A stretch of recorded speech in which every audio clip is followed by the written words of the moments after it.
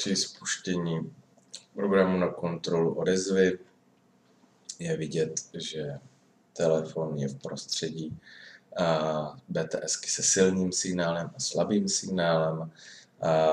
V průběhu celé komunikace budou mezi sebou si přehazovat tento telefon, nebo telefon si bude přehazovat BTSky. Je vidět, že ve standardní zástavbě s 2 SIM kartami aktivním jedna je na LTE, jedna pouze na hlasových službách, dochází k nekorektní komunikaci nebo datové.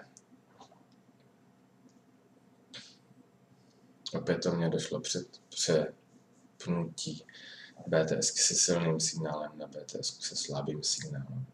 V tento moment vypnu SIM kartu číslo 2 a toto bude mít za důsledek korektní komunikaci telefonu s BTS-kami nebo s BTS-kou.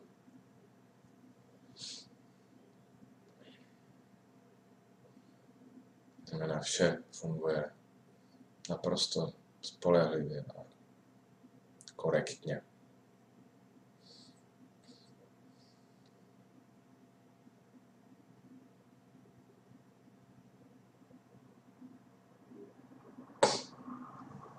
Nyní opětovně zapneme SIM kartu číslo 2 do aktivního módu a uvidíme, že opětovně začne nastávat zásadní problém v datové komunikaci na LTE pásmu.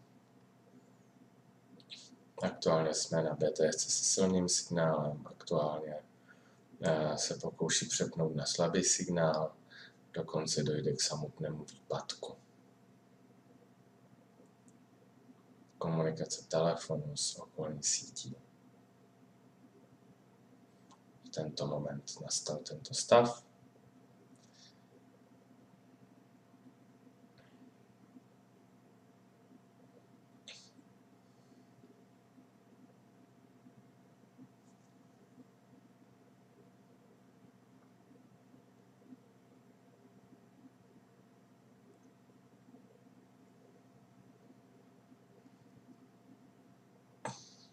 Telefon po jakési době zjistil, že kolem něho jsou 2 BTSky, zjistil se slabým signálem, tu aktuálně vyměnil za BTSku se silným signálem a opětovně přepíná opět zas na slabý signál, silný signál a komunikace neprobíhá. Jestliže přejdeme z LTE signálu na H, to znamená na 3G, komunikace opětovně probíhá naprosto korektním způsobem.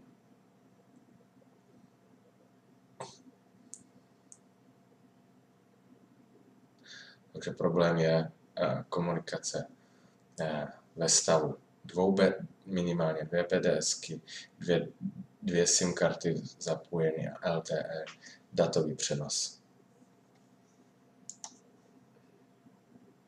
To je vše.